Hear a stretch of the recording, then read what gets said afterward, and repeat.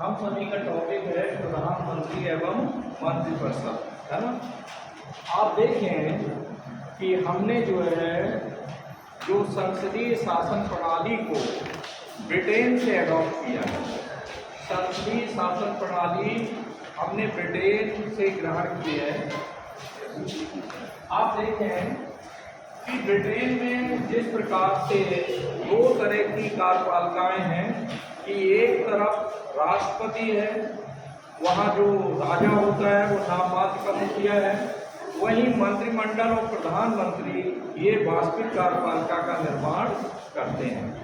दूसरा आप यूँ समझ सकते हैं कि वहाँ पर जो राज्याध्यक्ष है वो राजा या रानी होता है, लेकिन शासन का जो वास्तविक अध्यक्ष है वो प्रधानमंत्री एवं मंत्रिमंडल होते हैं। तो चूंकि हमने ब्रिटेन से संसदीय शासन प्रणाली को अडॉप्ट किया है, वहाँ से लिया है, तो हमारे यहाँ भी सेम स्ट्रक्चर है ना। हम आप देखें, पहले हम आप देखते हैं कि मंत्रिपरिषद का निर्माण कैसे होता है। यहाँ हम लोग अनुच्छेद 74(1) की बात करें। अनुच्छेद 74(1) में कहा गया है कि प्रधानमंत्री यानी राष्ट्रपति को सलाह देने के लिए एक मंत्रिपरिषद होगी जिसका मुखिया प्रधानमंत्री होगा। ये बात याद रखना। क्या लिखा गया है?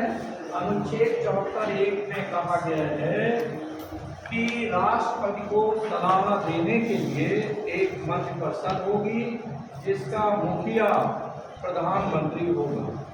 वहीं अनुच्छेद 75(1) में कहा गया है कि राष्ट्रपति प्रधानमंत्री की नियुक्ति करेगा और फिर वो प्रधानमंत्री की सलाह पर अन्य मंत्रियों की नियुक्ति करेगा।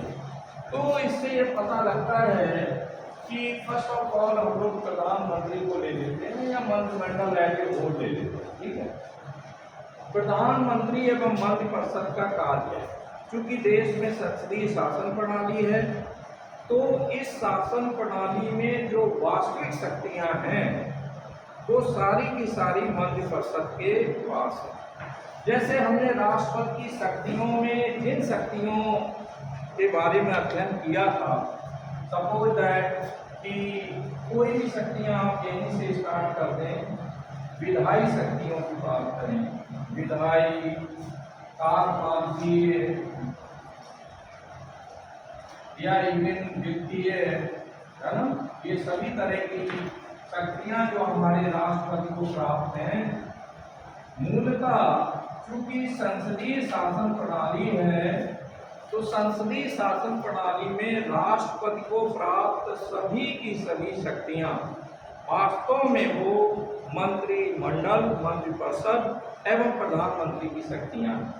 आप देखें, अगर हम विधायी शक्तियों की बात करें तो विधायी शक्तियों में जो भी विधायन का काम है, ये बात सही है कि कानून निर्माण का काम करना संसद का काम है, लेकिन चूंकि संसद में कार्यपालिका का जो मुखिया है या कार्यपालिका है वो मंत्रिमंडल के द्वारा है, तो नीतियों के निर्माण में, कानूनों के निर्माण में सबसे ज्यादा महत्वपूर्ण भूमिका जो है वो मंत्रिमंडल की है।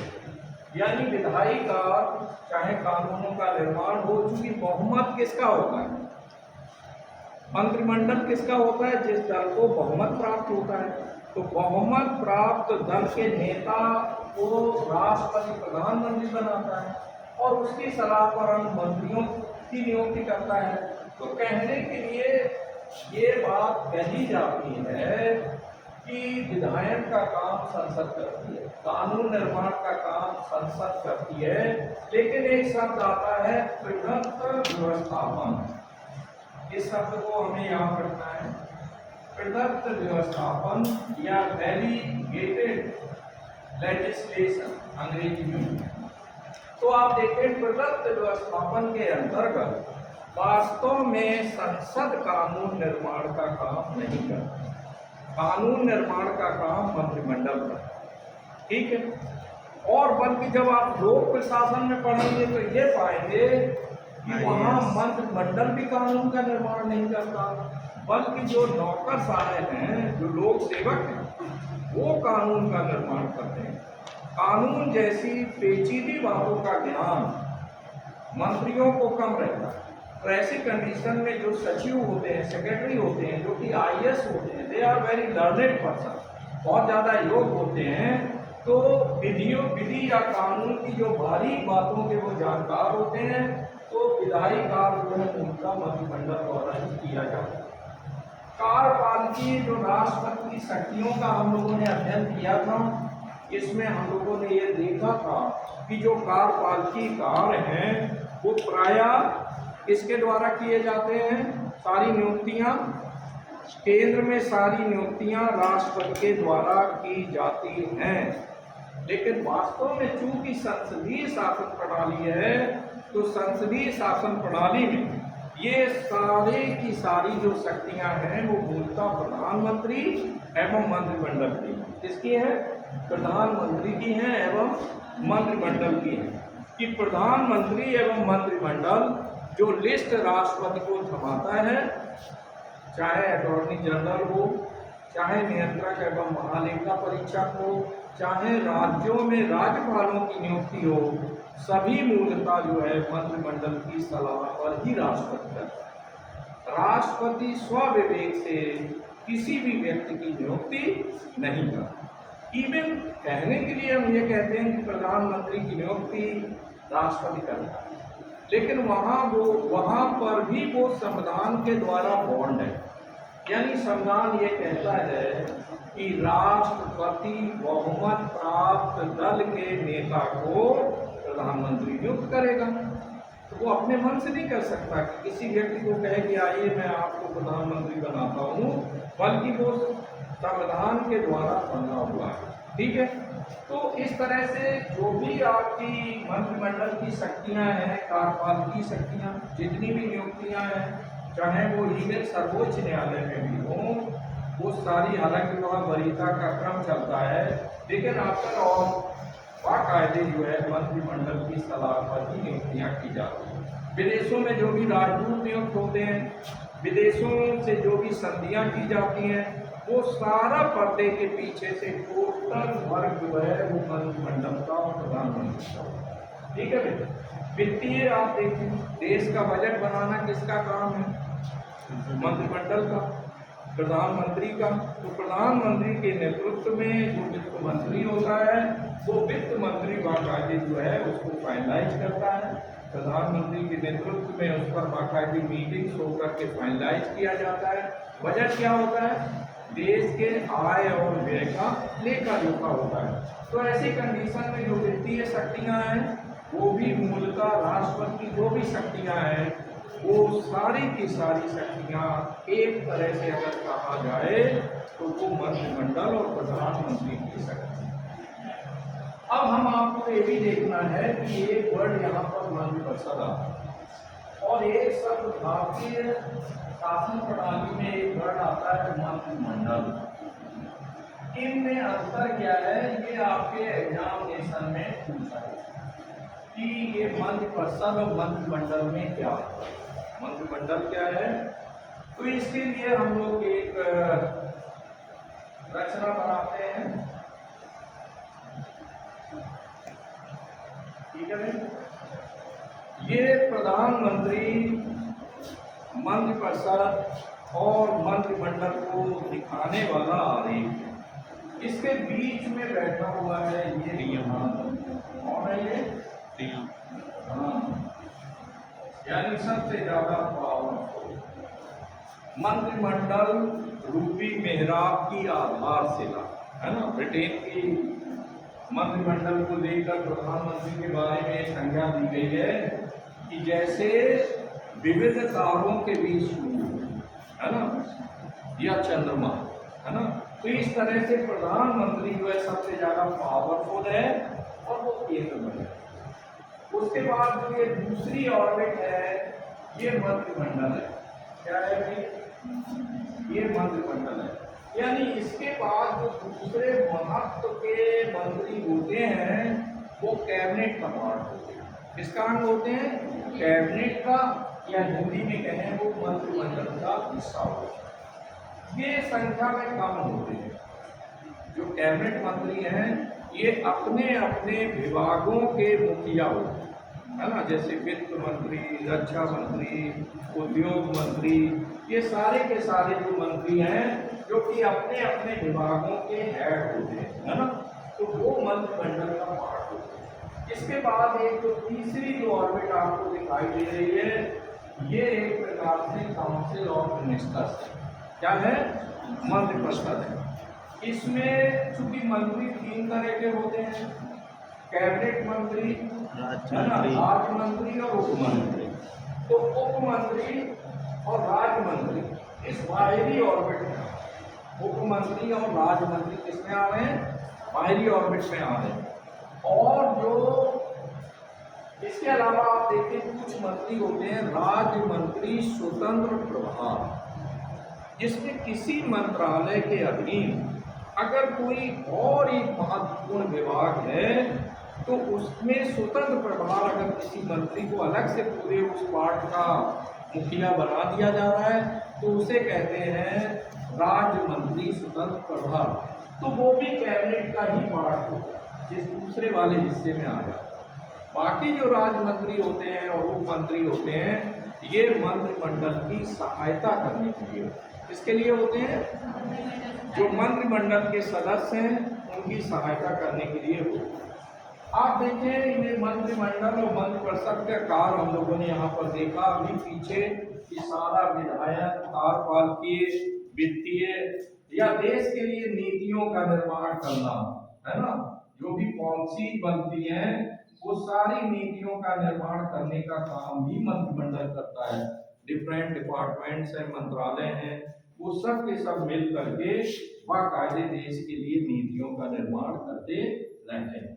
तो यहाँ क्लियर हो गया।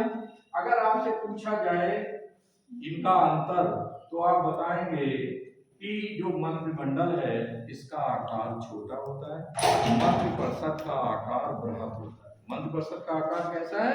बृहद यानी बड़ा होता है। मंत्रिमंडल में मंत्री कम होते हैं, मंत्रिपरिषद में। दूसरा महत्व की बात करते हैं तो जो मंत्रिमंडल है उसके सदस्य ज्यादा महत्वपूर्ण होते हैं, उनके पास ज्यादा शक्तियां होती हैं, दे आर मोर पावरफुल। और दूसरी तरफ जो काउंसिल ऑफ मिनिस्टर्स हैं उनका महत्व कम होता है। उनका महत्व कैसा होता है? कम होता है। वो इतने पावरफुल नहीं होते हैं।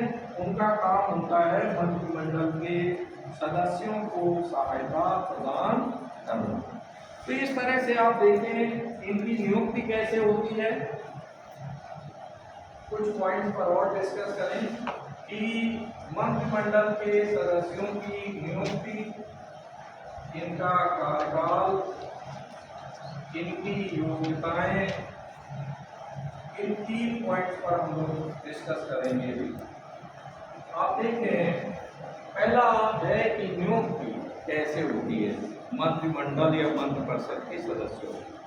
तो जैसा कि आर्टिकल ये 74(1) है, ये कहता है कि राष्ट्रपति की सहायता करने के लिए एक मंत्रिपरिषद होगी और मंत्रिपरिषद का मुखिया जो है वो प्रधानमंत्री है ना, उसकी सलाह से राष्ट्रपति काम करेगा।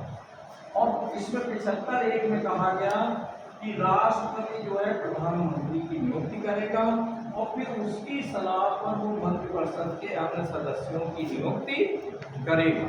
तो इस तरह से आप देखें कि यहाँ पर मंत्रिमंडल के अस्तित्व की बात कही गई और प्रधानमंत्री के महत्व को बताया गया और यहाँ उसके महत्व को और बढ़ा दिया गया कि राष्ट्रपति प्रधानमंत्री की नियुक्ति करेगा और उसकी सलाह पर वो अन्य मंत्रियों की नियुक्ति करेगा।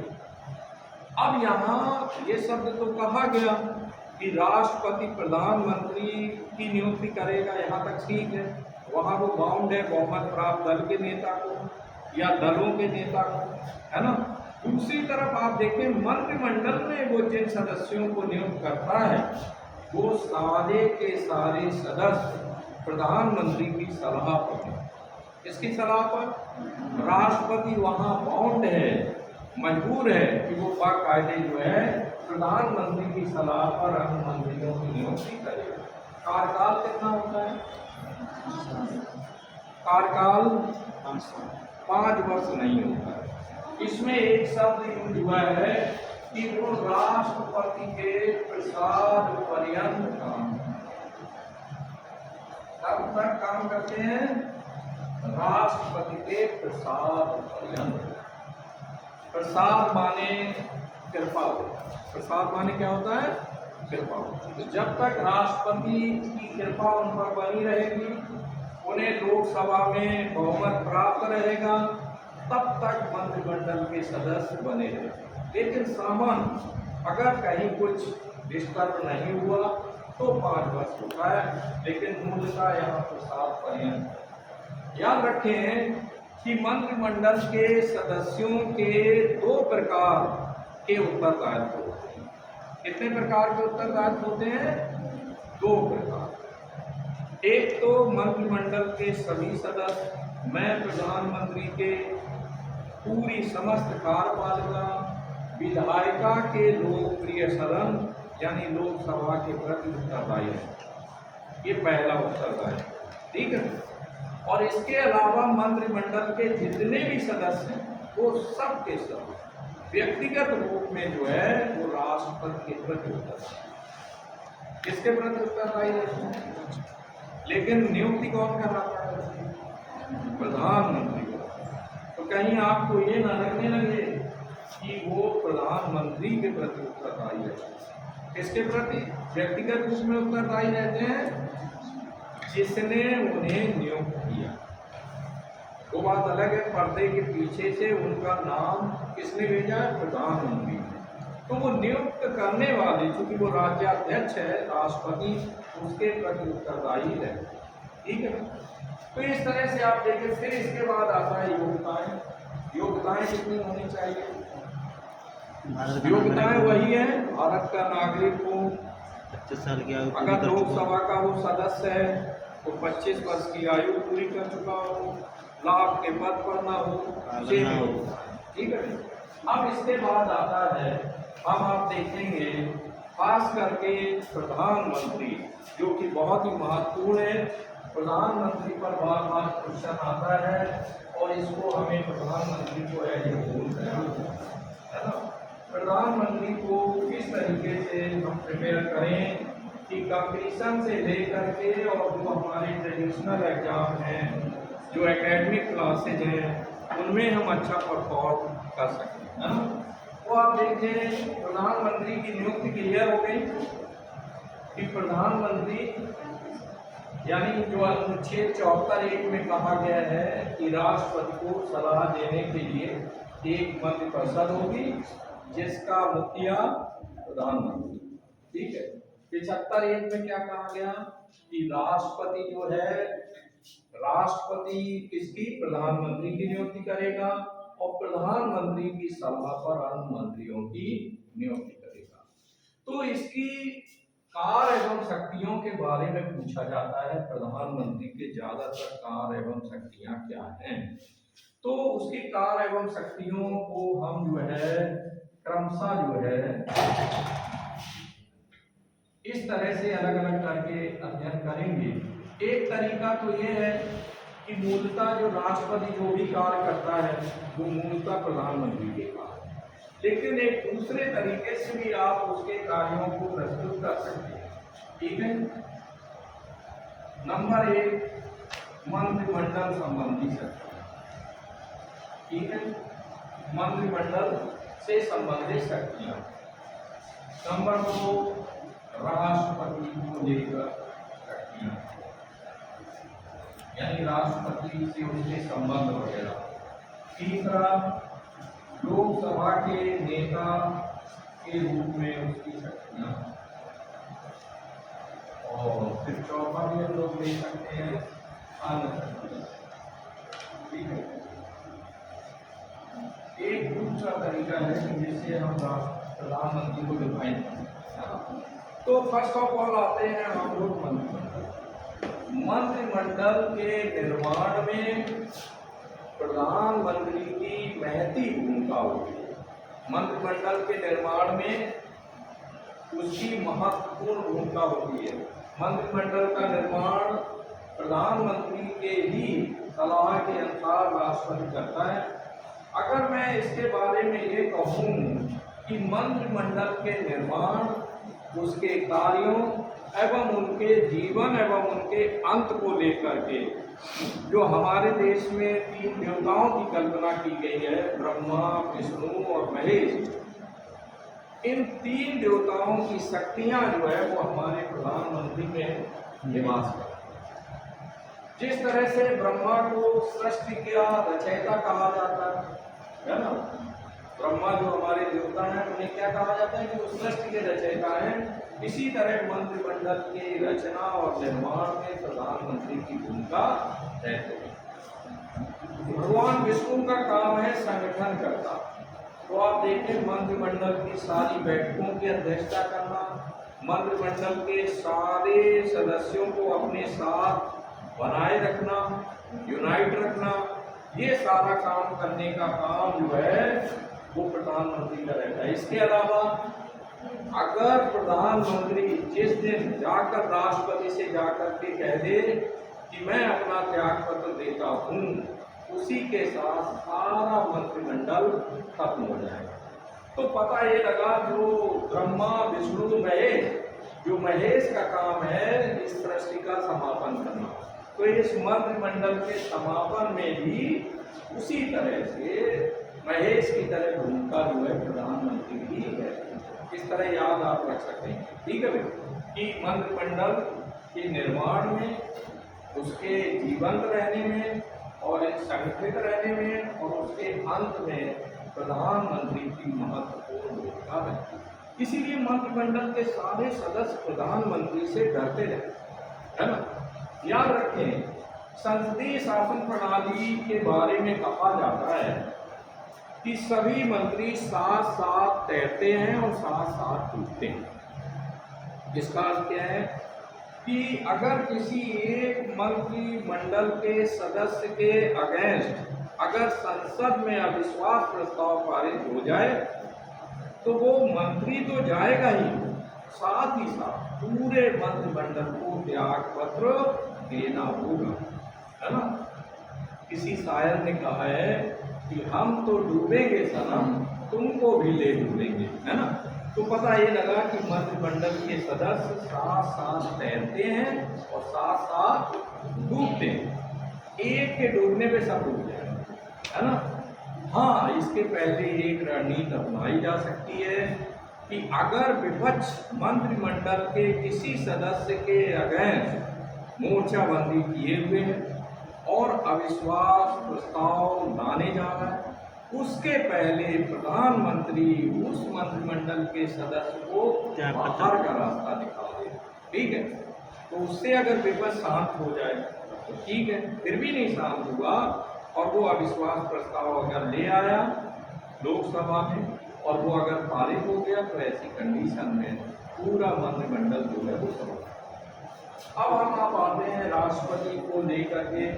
तो आप देखें, चूंकि प्रधानमंत्री राष्ट्रपति का प्रमुख सलाहकार है ना, राष्ट्रपति को जैसी सलाह प्रधानमंत्री देते हैं राष्ट्रपति उसी के अनुसार काम करते हैं। राष्ट्रपति की, अभी मैंने पीछे बता दिया, जितनी भी शक्तियां, उन शक्तियों का उपयोग वास्तव में जो है हमारा प्रधानमंत्री करता है। अगर हम भारत के प्रधानमंत्री की तुलना ब्रिटेन के प्रधानमंत्री से करें तो ब्रिटेन के प्रधानमंत्री से भी ज़्यादा ताकतवर भारत का प्रधानमंत्री। अगर हम अमेरिका के राष्ट्रपति से उसकी तुलना करें तो अमेरिका के राष्ट्रपति से भी ताकतवर हमारा प्रधानमंत्री, है ना, ठीक है। तो इस तरह से आप देख रहे हैं कि राष्ट्रपति को लेकर समय समय पर देश में क्या नीतियां बनाई जा रही हैं, विदेश नीति को लेकर के क्या निर्णय लिए जा रहे हैं। समय समय पर हमारे प्रधानमंत्री राष्ट्रपति की राज्य के मुखिया हैं, तो ऐसी कंडीशन में सारी सूचनाओं से अवगत कराते रहते हैं, शिष्टाचार मुलाकात होती रहती है। और इसके अलावा जो भी नियुक्ति संबंधी, शासन संबंधी जो भी काम है वो सब राष्ट्रपति प्रधानमंत्री की सलाह पर ही। और याद रखना, कोई भी मंत्री अकेला जाकर राष्ट्रपति से नहीं मिल सकता। उसे अगर लगे कि प्रधानमंत्री को अंधेरे में रख करके चलते हैं राष्ट्रपति से मिलने, तो तुरंत उसे बाहर का रास्ता दिखा दिया जाएगा। ये डेकोरम में नहीं आता है। तो जब भी कोई मंत्री मिलेगा तो वो प्रधानमंत्री की रजामंदी है ना। क्लियर। आगे हम आप पढ़ें, लोकसभा का वो नेता होता है, सदन का नेता कहलाता है। लोकसभा में और राज्यसभा में जो भी नीतियां बनती हैं, है ना, जो भी कानून बनते हैं, उनमें मेनली प्रधानमंत्री की भूमिका रहती है। लोकसभा और राज्यसभा में प्रधानमंत्री प्रमुख प्रवक्ता होता है। अगर शासन की नीतियों को लेकर कहीं कोई खामी होती है या विपक्ष सत्ता पक्ष पर गोलाबार होता है, बराबर गोला बारूद दाग रहा है, तो ऐसे में भी लोकसभा और राज्यसभा में आकर के प्रधानमंत्री को जवाब देना पड़ता है। तो पता ये लगा, कानून निर्माण के क्षेत्र में भी पूरा प्रधानमंत्री की भूमिका रहती है। उसकी इशारे के बगैर कोई भी कानून जो है वो नहीं रखे जाते। मंत्रिमंडल द्वारा जो भी कानून बनाए जाएंगे उसमें उसकी प्रमुख भूमिका रहेगी। विदेश नीति के क्षेत्र में अभी हम लोगों ने देखा G20 वगैरह, कौन एक व्यक्ति था, कौन एक पदाधिकारी था जो मैन आप देखें पूरे सम्मेलन का सेंटर था, कौन था? प्रधानमंत्री, है ना। पता लगा मोदी जी हर जगह दिखाई दे रहे थे, है ना। तो प्रधानमंत्री विदेश नीति के क्षेत्र में भी सर्वश्रेष्ठ। अभी मैंने जस्ट आज ही पेपर में पढ़ा कि कनाडा को लेकर थोड़ा कुछ सस्पेंस पैदा हो गया है। तो आज ही बाकायदे प्रधानमंत्री कार्यालय ने वहाँ के राजदूत को जो है बुलाया विदेश विभाग कि आकर, और वहाँ अभी कुछ ऐसी संधि थी हमारे भारत के साथ जिसको कनाडा की गवर्नमेंट ने जो है उसको सस्पेंड कर दिया, यानी सस्पेंसिव मोड में डाला, है ना। तो ये चीज़ गलत है। तो ऐसी कंडीशन में आप देखें कि देश का अगर देखा जाए सर्वे सर्वा वास्तविक मालिक कार्यपालिका का वास्तविक मुखिया, क्योंकि हमारे यहाँ दो तरह की कार्यपालिका है। एक है नाममात्र की कार्यपालिका, है ना, नॉमिनल हेड है, तो वो तो हमारा राष्ट्रपति है। जो वास्तविक मुखिया है देश का वो प्रधानमंत्री और मंत्रिपरिषद है। अच्छा, एग्जाम में अगर क्वेश्चन आता है कि वास्तविक कार्यपालिका कौन है, तो आप मंत्रिमंडल को चुनेंगे। किसे चुनेंगे? मंत्रिमंडल। ये बात सही है कि मंत्रिमंडल के मुखिया के रूप में प्रधानमंत्री है, लेकिन आप प्रधानमंत्री पे टिक नहीं लगा, ठीक है। किस पे लगाएंगे? मंत्री।